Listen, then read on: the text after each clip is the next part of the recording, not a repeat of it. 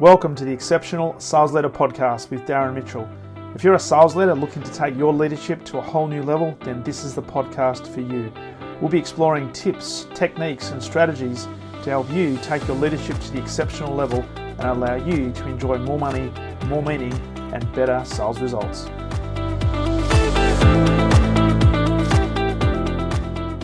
Welcome back to the Exceptional Sales Leader Podcast, and welcome to a man who is, he's from Ireland.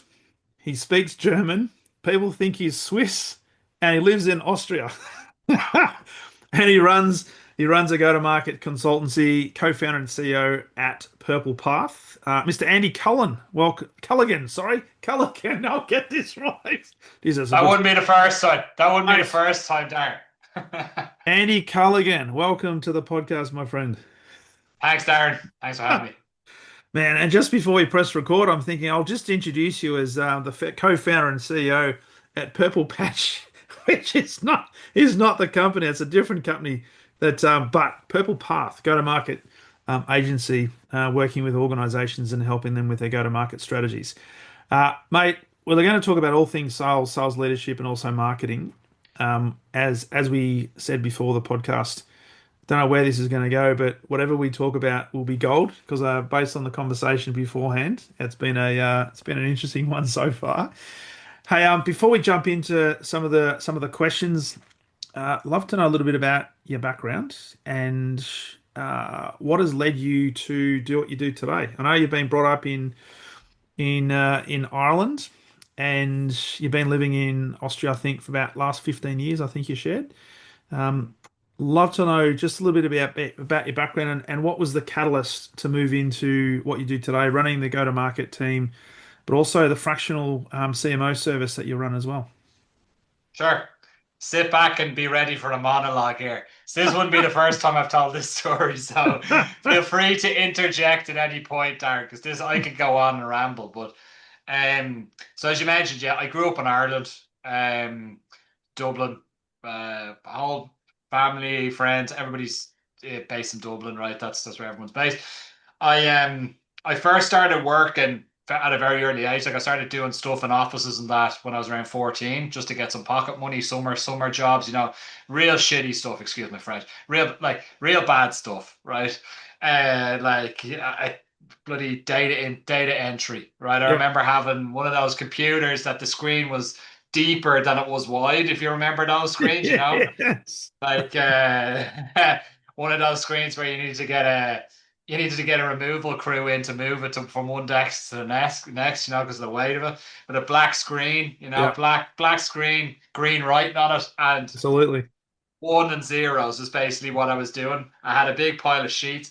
So I did that for a number of summers, and then I worked all types of odd jobs then. I've done everything from working in news agents to operating a rodeo bull to working on a bungee jump in the States. So I've done everything, right? I've sold silverware and cutlery for a company called Arthur Price of England, right? Back in the days of what wasn't Harvey Nichols, it was House of Fraser. If you may be familiar with that, I worked in House of Fraser. Sold cutlery to the President of Ireland, would you believe? Canteen of cutlery, yeah. So I always had like this sales instinct. Like, I enjoyed working in department stores and that, and any type of sales job. Sold the worst sales job I had, but I was actually quite good at it, was selling gym memberships on the street in Ireland in winter time, like on the coast in a place called Dunleary. And it was like the rain was coming at you sideways, and I was being paid on commission, so it was the worst, man. But I got a bit of Christmas money for myself. But I studied marketing, right? So I finished my degree in marketing, and I ended up going into a sales job right after. So I handed in my thesis on the Friday, started a sales job on the Monday, basically as an SDR, right?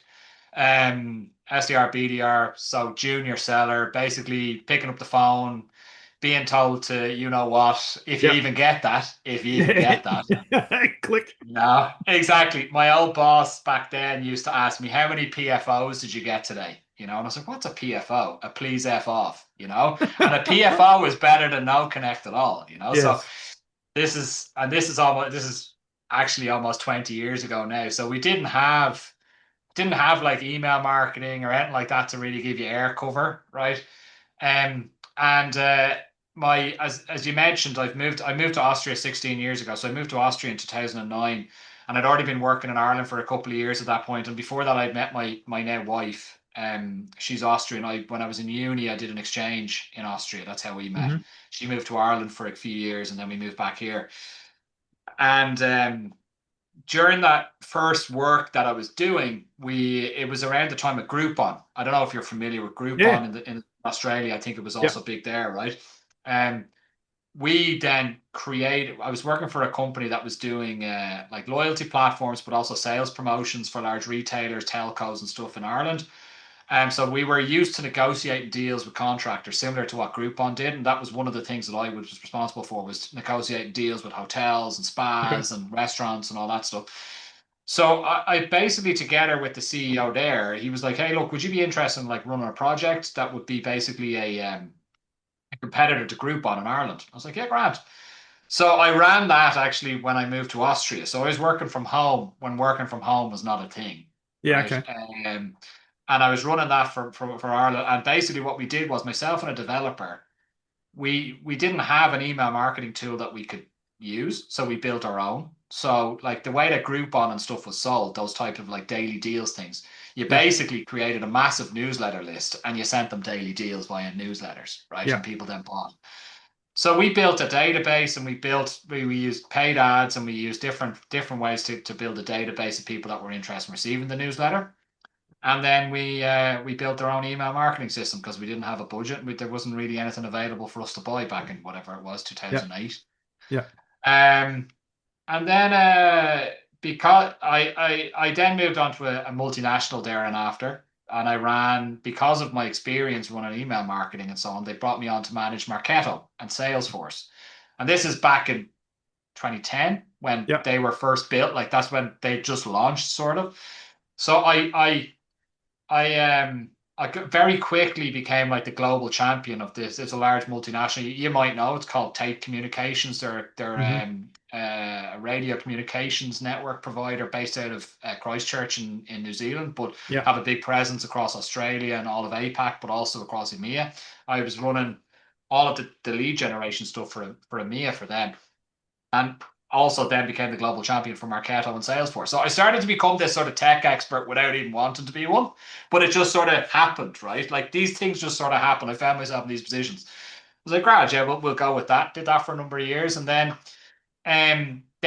I was looking for a change, and it just so happened that somebody was looking at my LinkedIn profile. He was the chief operating officer of a company called Emarsis, right? And Emarsis is a marketing automation platform that focuses on e-commerce companies, right? Okay. And I seen that he was looking at my LinkedIn profile, so I wrote him a message. Said, "Why are you looking at my LinkedIn profile?" And then very quickly, 2 months later, I found myself in a new job at a company called Emarsis. So, and actually now the person that was is a guy called Ohad Hecht, who's actually a close friend of mine now, but also was the CEO of Emarsis when he brought them up to X that they were purchased by SAP back in 2020-ish. Okay. Um, and I came in there as like a lead generation manager. Funny story, the guy that brought me in then, so Ohad brought me in, got me the interviews, etc. But the guy that was running marketing at the time actually stepped away from the role before I was hired because they'd just taken on, I think it was 60 million in funding to go after the US market. So a new CMO came on, high flyer from San Francisco, and brought on a team of people from San Francisco. And you need to remember, I came from like a very sleepy industry, like radio comms, like all old men running it basically. Old men, white hair, big belly. White hair, big bellies. They're the two things. Tick, tick. Okay, we're done. Right. So, and then me, so very slow pace and everything. Then I go into this tech world and 60 million of funding to grow in the US market. And we need to make sure that we're growing, growing, growing, Mm. growing, growing. And basically that whole, let's say, experiment with that whole San Francisco team, etc., new CMO, etc. I joined the company in May, and by September that was all gone. And they Wow. went back. They went back to basics again to try to figure, okay, like we have this marketing team and we have the guts of a marketing team here, but we need to figure out a plan. And I just sort of put up my hand a little bit, being like, we need to do something here because this is a mess. And they were like, you seem to know what you're doing. I was like, I have no clue what I'm doing. Like, let's see. So they brought in somebody new then that was actually a fractional CMO, and I operated as his right hand man and helped grow the marketing team there. Very quickly found myself in a position of running all of demand gen globally for this. Immersive was global at this point. I had people in APAC, all over Europe, the US, etc. So did a lot of learning during those years, and also we had a lot of money to play with. So spent a lot of money, wasted a lot of money because we were learning what works here, what works there, what is actually working, what isn't working. But like that gave us a sort of freedom to learn. And Yeah. from there, I would say that that put my career into like speed, like hyper speed, I would say. And then I joined a competitor. I was which went down like a cup of cold sick, as you can imagine. But I joined a competitor earlier in their journey. They were at about 4 million in revenue when I joined, whereas Immersis when I was leaving was at something like 80 million, Okay. right? And when I joined the competitor, a company called Exponia, which is now Bloomreach, we I was brought on to build the marketing team from scratch. Basically, I had a handful of people there, so I grew the marketing team from about 5 people up to close to 50 because I took on the SDR team as well because I had the experience being Mm. a seller myself. And we grew the revenue in the space of 2 years from 4 million up to just over 16 million. And you can imagine the pace that we were running at that was Absolutely. crazy. Yeah, crazy. So learned a huge amount there again. Like that was building from the ground up and trying to figure out, okay, which way do we move? And also from a company that was based in Slovakia to try to go into international markets, which was treacherous, right? Because you've got like this almost like negative image of, oh, it's an Eastern European company, they're managing our data, how's that, like we needed to get over that.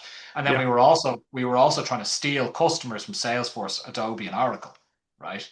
So which we managed to do because we started to do exciting things. So we Yeah. started to do really creative ways of selling, but also marketing. And that's where I really learned how sales and marketing can work together. To once you see that alignment, it really like brings the sales process up to the next level, and it really impresses customers. Like we were doing things like, and we can get into this during the pod as well if you want, like, but we were doing things like that were like the first steps into marketing teams with the likes of, for example, River Island, who you may or may not be familiar with, but a large, massive retailer in the UK.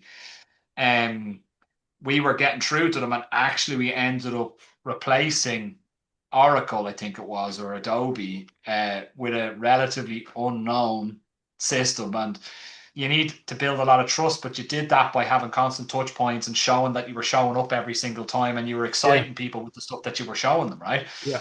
Yeah. So from there, I went then to a company called Lead Feeder, which is now Dealfront. I was a CMO there for a number of years during the COVID years.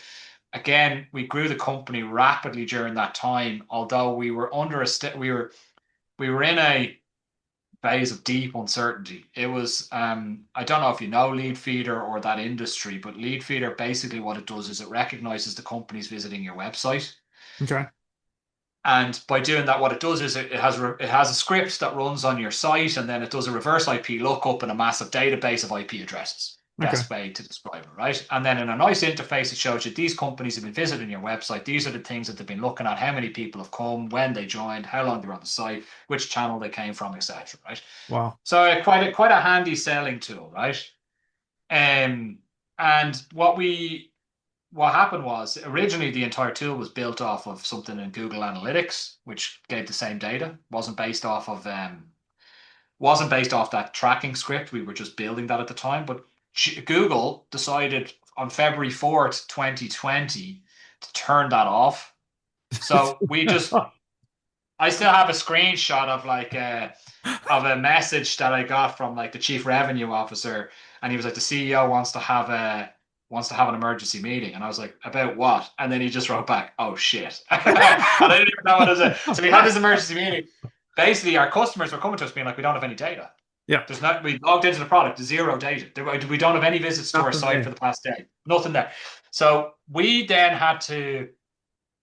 needed to migrate something like, I think it was 40 odd thousand customers over onto a tracking script. right?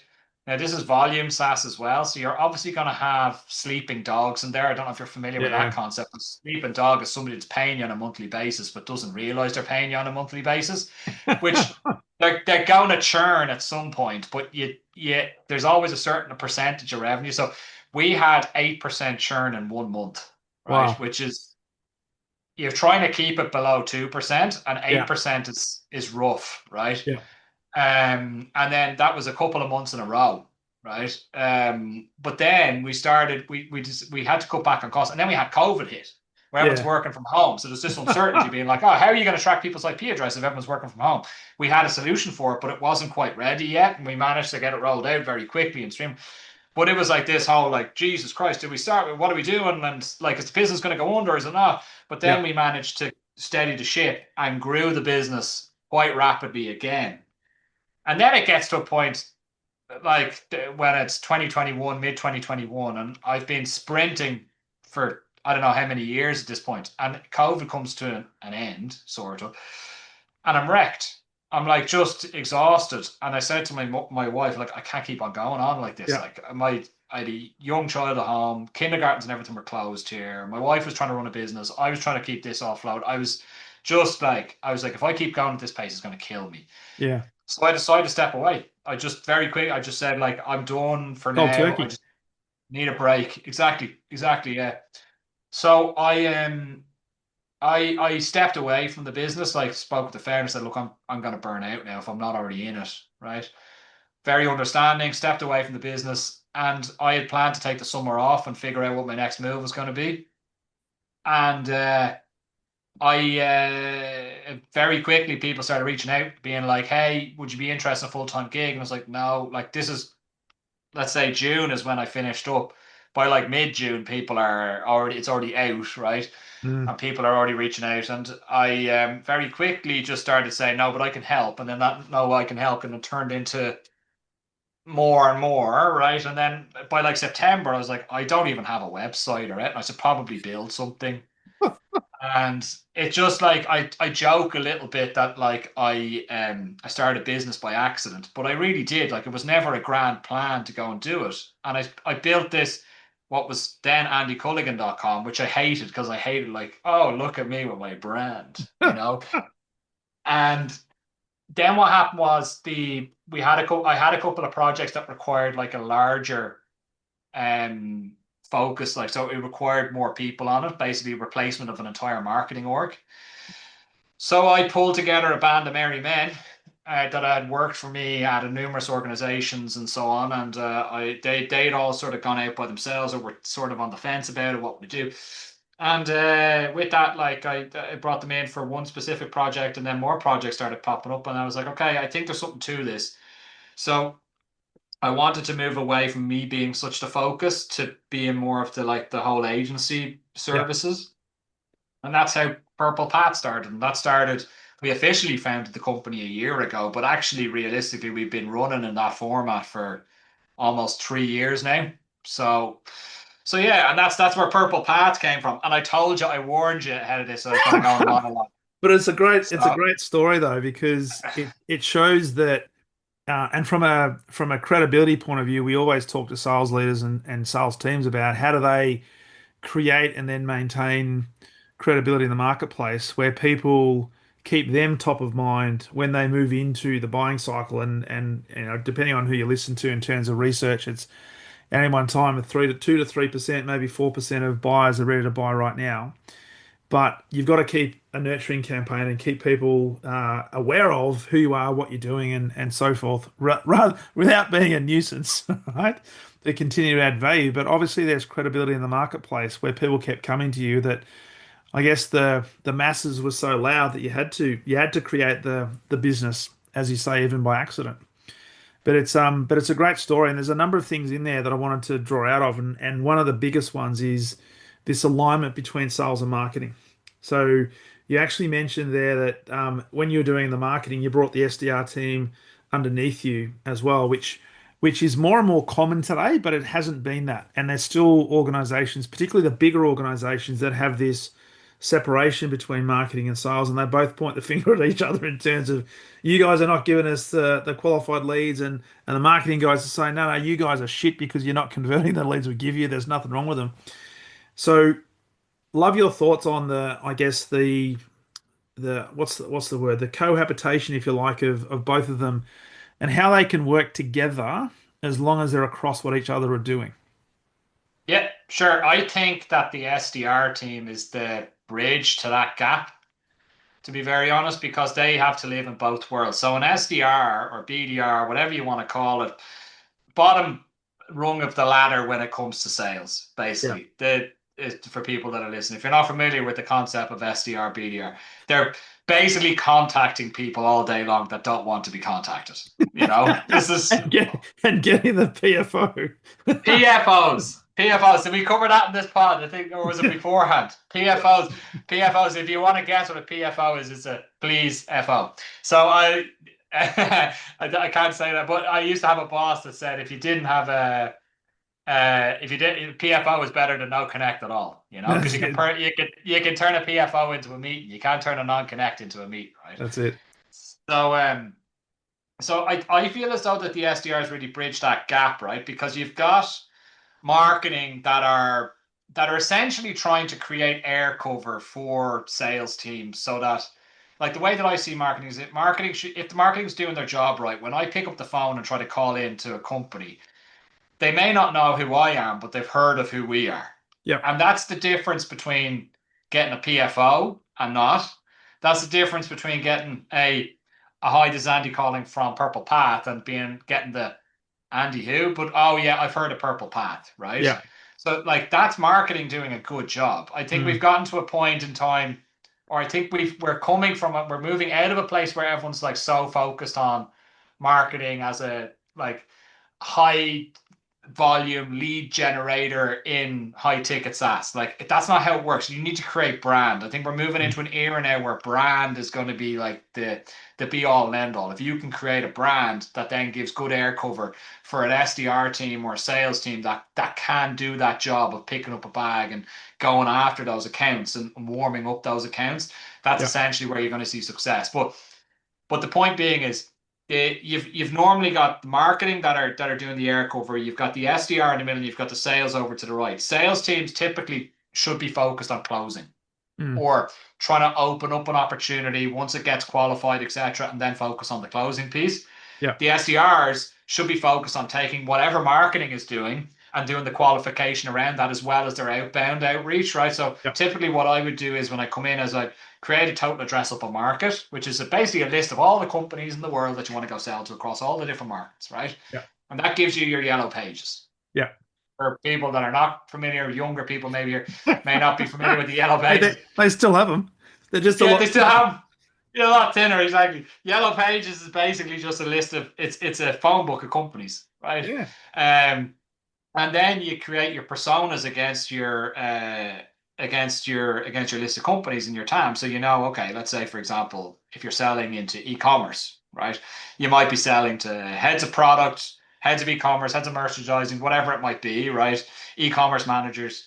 You've got your list of personas. Then what you're doing is you've got your list of companies, and then you want to have maybe 5 to 10 different people that you're going to go surround on those accounts, right? And then what you do is you then go and use a tool, for example, like an Apollo or a Zoom Info or a Cognism or whatever, Lemlist, whatever you might want Yeah. to use. And you create those list of people. So then you've got your yellow pages and your phone book, right? And you Mm. match both of those together. Now, what I'm doing is I'm giving everything over to the SDR team, being like, okay, you need to surround these accounts. But at the same time, what I'm doing is I'm going to marketing and I'm saying, okay, marketing, digital, we need to go surround these specific accounts with these types of messages, right? Yeah. Or let's say, for example, if we're going in the e-commerce route and we have multiple industries that we're going after, but e-commerce is the one we really want to focus on, then I'm taking like customer content, for example, a customer video, and I'm creating a custom audience on LinkedIn as an example. I'm Yeah. loading up my e-commerce total addressable market, and I'm making sure the first thing that people see when they wake up in the morning is our brand plus big other customer brand, big retailer. And then the last thing that they're seeing at night is the same thing. So I'm basically chasing our prospects around the internet so that when Darren calls from our SDR team, that not getting a non-connect or a PFO, but they're getting a, hey, Yeah. I've heard of you guys, right? Yeah. And that's typically how I'd run it, because if you lean too heavily on the sales org to do that job, they don't have time. They're not Yeah. like they. What's been going wrong is, and you mentioned it before, is like, oh, the leads are shit. Yeah, Mm. because they're probably not. They're like the right personas from the right companies, but like you need to then go create a relationship. Like somebody going and downloading an ebook, right? Is not like a sales intent. Like they're not No, it's not. an ebook that they've never read. They've seen Yes. something, said, "Oh yeah, I'll download that quickly," and then completely forgot about it. You call them 3 seconds later. What ebook? What Yeah. are you talking about? That's it. So that's it. It's completely misaligned. Like why? Like you're not gonna, like a simple example would be in the B2C world. If you land on the Audi website and look at the website for 20 seconds, and then somebody from Audi gives you a call because they somehow recognize that you're from, okay, I want to sell you a car. You're like, I don't even know how I ended up on the Audi website. I clicked an ad by accident. Like it's bizarre Well, that we think is there a any camera different. here somewhere? Exactly. But the issue is we've created that expectation, and then you've got sellers saying the leads are shit. The leads themselves are not bad. The level of intent isn't there, so you need to build up a level of Yeah. intent.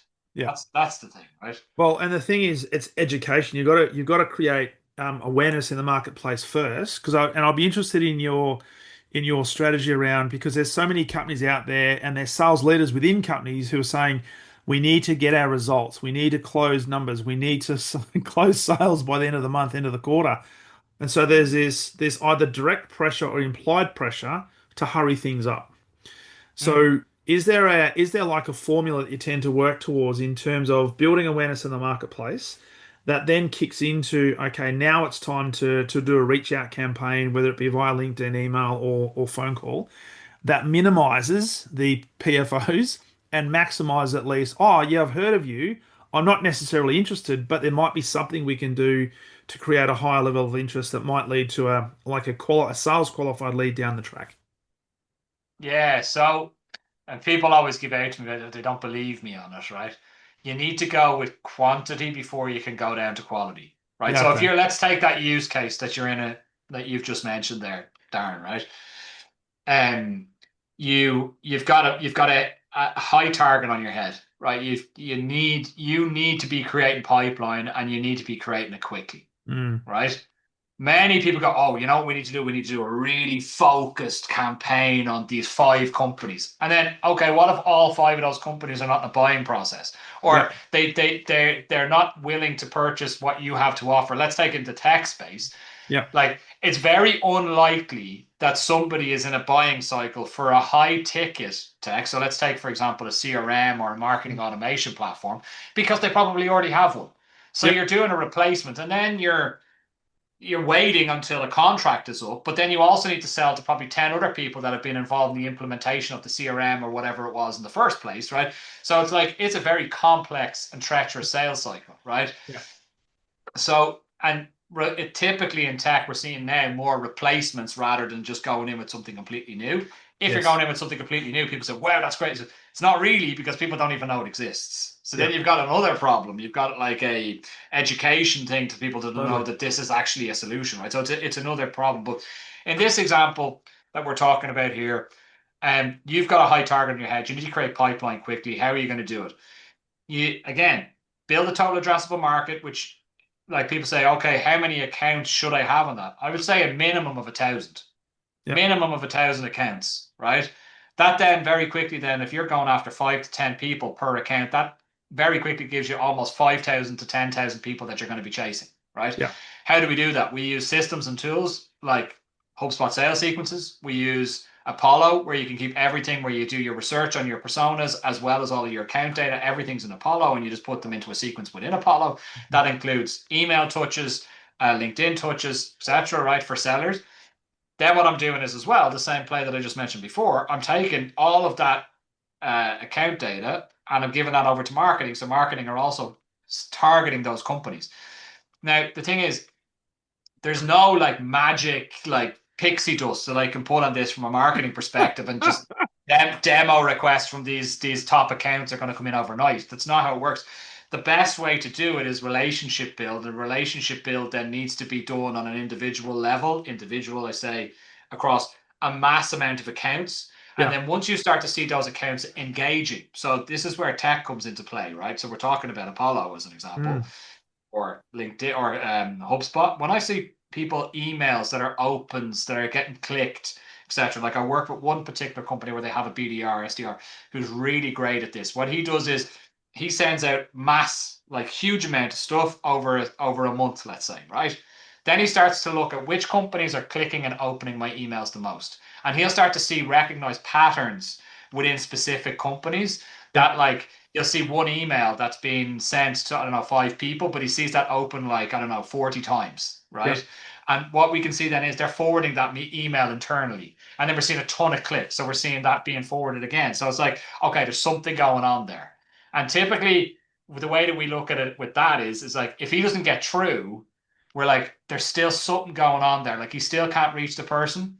What we typically see then afterwards is an RFP come in, Yeah. right? Okay. So we see like a they don't want to engage with you because they probably have a procurement team or something on it. But what we're seeing is people open and clicking emails, and we're also seeing a lot of site visits. So we're using, for example, Lead Feeder to see which companies are visiting the site, right? Yeah. On top of that, what I can do is from a marketing perspective to help the sales team sell a bit more or to prioritize those accounts like across my large amount of accounts where I really need to drill into we can use tools like Fibbler, for example, which connects directly to your LinkedIn ads campaign. And it shows you which companies are seeing the most amount of impressions, which ones are the ones that are doing the most amount of clicks. So if you take that data, plus the data that you see people coming to the site, you see companies coming to the website, plus you're Mm. seeing open click rates, etc., and you match all that together, Yeah. then across that massive data, you're able to then, or massive companies, so like you've got these huge quantity of companies, you can see which ones are starting to interact. So Yeah. then your next step then is as an SDR or seller is to like, okay, I'm going to drill into those ones that are showing the most amount of intent, right? Because they're the ones that are clicking emails, opening emails, they're looking at the most amount of ads, they're seeing the most amount of impressions. They've visited the website 2 or 3 times. I see that they've looked at these pages on the website, and then I go and then I go with my targeted attack. So Yeah. start broad and And then then go bring it in. targeted. Yeah. Yeah, yeah, yeah. Because it's an interesting process, and I mean you mentioned tech there, and I love your thoughts on tech and AI in terms of how Hmm. I integrates with all of this, and helping up, I guess, helping the speeding up to market, speeding up in terms of the marketing messaging and making sure that it's targeted, it's specific, that's attractive, and then adjusting that because I'm certain that AI can play a part in actually speeding that up and really targeting and fine tuning the messaging. I think AI just yeah, you hit the nail on the head. It helps you move quicker, right? I think that's the thing that I've mostly noticed. Okay, Yeah. so and really helps you like if you're creating a messaging position. Let's take from a marketing perspective. We've got an exercise going on at the moment with a specific customer. We've got loads of different feeds coming in from different people that have worked on messaging and positioning exercises across the entire company, right? So Yeah. that's a mess. I don't know if you've been involved in messaging and positioning before, but it's always a mess. But when people go away and work in silos and start coming up with their own messages or position for the company, what you Yeah. end up having is one company that has 5 different messages, which essentially you've created just or 5 different positioning statements, which ends up you actually having 5 different companies. Yeah. And It's you can and like you confuse the marketplace. 100%, 100%. So what we're doing is now is we take all of the various different elements that have been worked on by various people. So you've got a CEO that's been working on a white paper that's been delivered to customers. There's a lot of great value in that. They've also been working on a specific campaign that they ran in an event. Then you've also got somebody that put together a deck for a specific customer or a specific prospect. Then you've got some messaging that was created like for we've got some ideas in terms of what we can put on the website. We've got all of these different feeds. So we'll take all of that and we'll put that, for example, into ChatGPT and try to make some sense of it. Now you need to know what the prompts are, and you need to Yeah. build within ChatGPT. But for me to sit down and look through all those things and try to plug it all together, it would take weeks. Yes. But what I can Yes. do is like I can take that and I can try to figure it out quicker. Now the end result is not going to be something that ChatGPT has spat out, but it's going to be something that ChatGPT gave to me that then informs how we then structure that and then Yeah. present that out to the customer, right? Yeah. Yeah. So the same goes for for sellers, right? So if you're in a position where you're like you need to come up with sequence emails, right? You need to come up with emails that will be interesting to your prospect base. You can very quickly come up with a lot of content very quickly via ChatGPT, as an Mm. example. Now, I'm not saying copy and paste No, no. because it's going to be shit, and people will see it immediately. People will see it immediately. And all the emojis. It's the first giveaway. It's like it has like block of content, Yes. emoji bullet point, emoji bullet point, emoji bullet point, block of content, emoji bullet point, sign off. That like is a Yes. classic ChatGPT. So don't copy and paste, but what you can do is you can feed it with content that your marketing team has already created. So let's say customer stories. Give me the top 5 best points from this that would be interested to a buyer that are in my specific persona. Yeah. Take that, wean that down into something that then is interesting, or that you can put into a sales sequence yourself, rather than you have to like map out everything from scratch Mm. and take it from scratch. Like, because that's where you'll end up like spending a huge amount of your time without any real outcome. So Yeah. and when it comes to the other tools, all of those other tools have some level of AI in it. But like if you're talking about on a seller basis, on a daily basis, use AI to really just try to hone your message. Mm. Super simple. And you can feed it like, look at my website, www.purplepath.io. Tell me Yeah. what the key messages are and how I can create that key message to suit I don't know, an e-commerce buyer. Yeah. Right? Absolutely. But then you've still got to interrogate it because, as you said, Yeah. it'll give you general stuff, but you've got to make sure it sounds like you. Yeah. And the good thing about it is you can keep training it to sound more and more like you, but you got to prompt it. You got to know Yeah. what you're looking for, but it can do it in a fraction of a second that what we will. So that's the important thing. Hey, I'm conscious of the time because you got another call to get to, but I just wanted to talk about the current market around the world because I know you work with a lot of organizations, not just in Europe, but across US and APAC and so forth. How do you see the market right now in terms of penetration, but also busyness? And there's a lot of noise in the marketplace, and companies are always looking for what makes us unique. How do I get cut through? So we talked earlier before we press record on this in terms of the struggle that a lot of organizations have in developing pipeline, but also in closing. Um, I'm not asking you for a solution, but what are some I what are don't some have one. I don't have one. no. But what are some things that you're seeing based on the work that you're doing that having to adjust in terms of increasing the, I guess, the propensity of pipeline and giving ourselves a better opportunity of closing?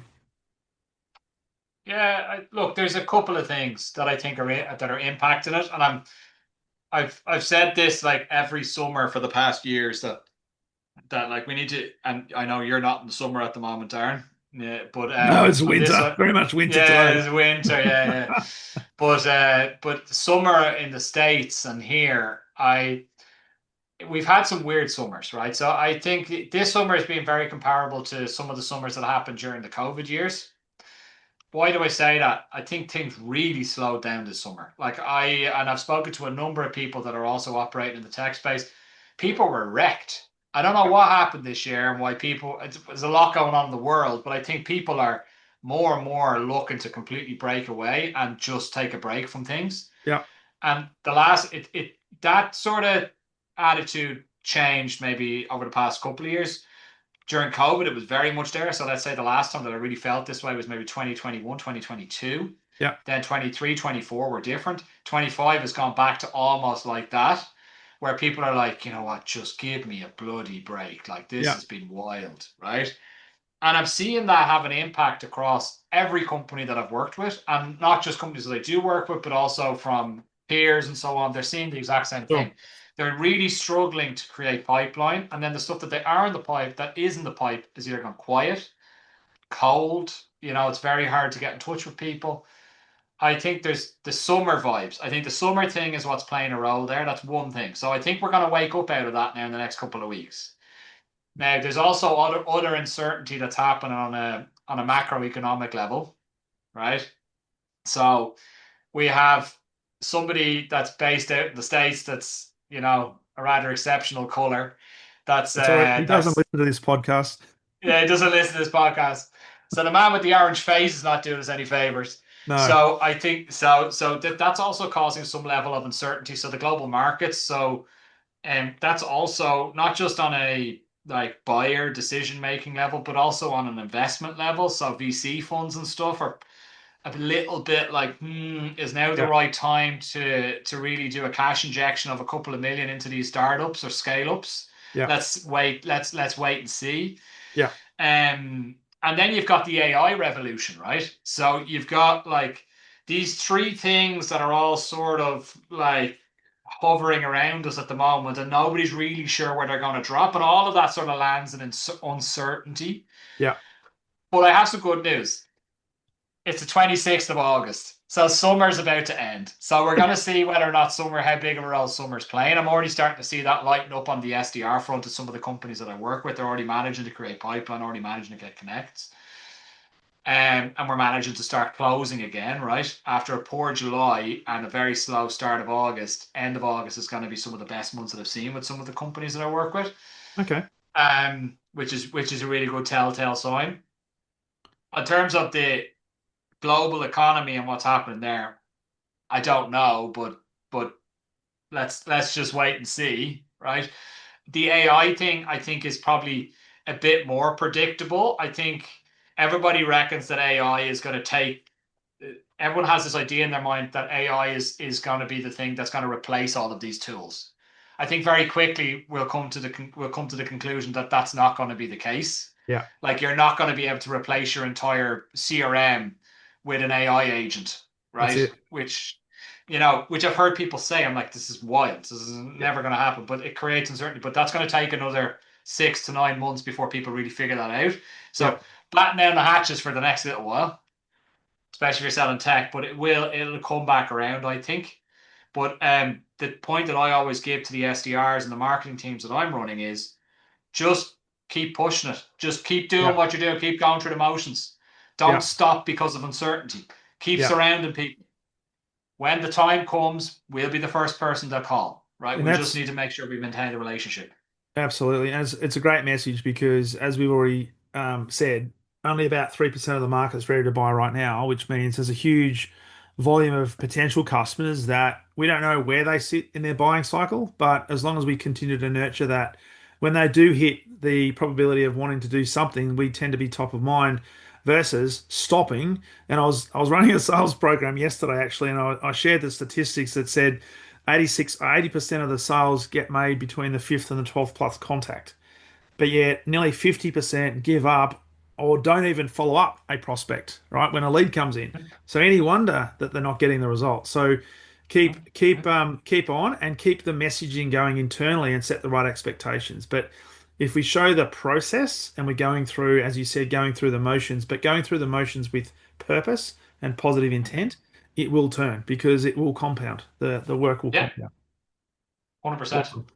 Great message, mate. Great message. Hey, if people wanting to learn more about the great man Andy Culligan and more about Purple Path, where's the best place for them to connect and learn more about you, mate? You can get me on LinkedIn, just Andy Culligan. Super simple. If you want to learn more about Purple Path, just go to purplepath.io. And if you want to listen to the pod that we have as well, it's Growth Path. You'll find that via our website or on Spotify or whatever, wherever you get your podcasts from. Awesome. Everybody from astronauts down to sales leaders and that. So worth having a listen. Awesome, mate. I'll put all that on the show notes and thank you so much for coming in all the way from Vienna in Austria. And it's been a great conversation. Greatly appreciate it. Thanks, Aaron. It's been a pleasure, mate. All the best, bud. Cheers.